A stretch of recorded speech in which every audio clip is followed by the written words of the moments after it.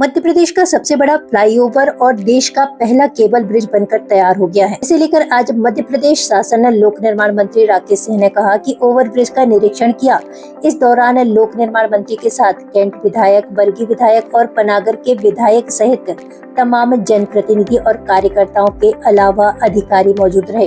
इस मौके पर राकेश सिंह लोक निर्माण मंत्री ने कहा कि 23 तारीख को मध्य प्रदेश के सबसे बड़े फ्लाईओवर का उद्घाटन होने जा रहा है, जिसमें केंद्रीय मंत्री नितिन गडकरी और मध्य प्रदेश के मुख्यमंत्री मोहन यादव जबलपुर प्रभारी मंत्री पहुंचेंगे, जिनके हाथों से फ्लाईओवर का उद्घाटन किया जाएगा।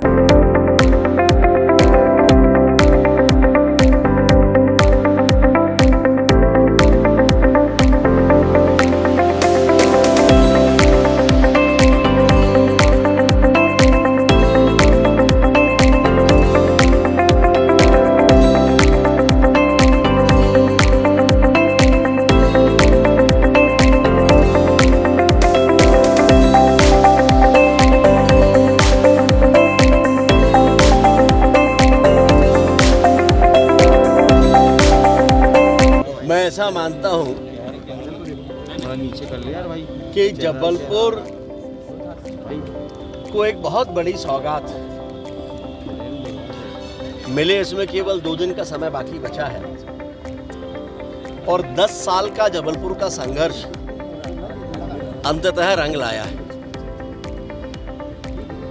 2004 के अपने घोषणा पत्र में जबलपुर में फ्लाईओवर बने, ये संकल्प लिया था,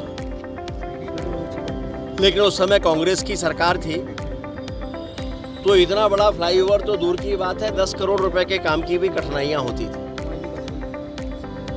लेकिन जैसे ही 2014 में माननीय मोदी जी प्रधानमंत्री बने और इंफ्रास्ट्रक्चर पर पंख लगना शुरू हुए, माननीय गडकरी जी भूतल परिवहन मंत्री बने, तो वे जबलपुर, मैंने उन्हें आमंत्रित किया था, वे जबलपुर आए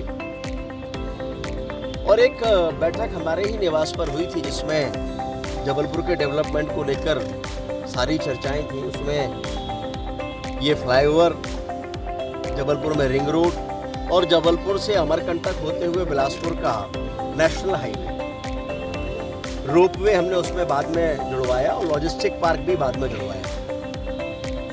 तो उस समय पर फिर ये तय हुआ, ये बात है 2016 की, लेकिन 2016 में जब ये तय हुआ था तो ये मानकर ये घोषणा हुई कि ये नेशनल हाईवे है। लेकिन लगभग 5 महीने के बाद केंद्र में ये सूचना गई कि ये नेशनल हाईवे तो पहले था, अब नहीं है, और यहां से फिर संघर्षों की कहानी शुरू हुई। अंततः पूरा जबलपुर इसको लेकर एक था, सभी जनप्रतिनिधि एक थे और हमने मिलजुल कर ये तय किया कि इसको करना ही है।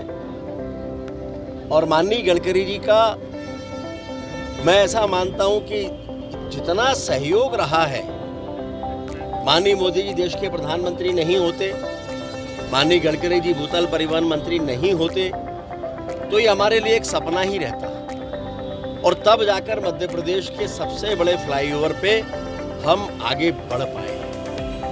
फिर कांग्रेस की सरकार आई, उस समय बहुत रुकावटें आई और पहले ये बलदेव बाग तक स्वीकृत होना था, इसको दमो नाका तक ही, लेकिन त्रुटिवश वो बलदेव बाग तक स्वीकृत होकर रह गया। फिर शायद सीआरएफ के इतिहास में ये भी पहली बार हुआ होगा, एक तो देश में इतना बड़ा केबल स्टे ब्रिज जो रेलवे स्टेशन के ऊपर है, अकेला ही है, और सीआरएफ की राशि से बनने वाला इतनी बड़ी लागत का ये ब्रिज भी देश का अकेला है।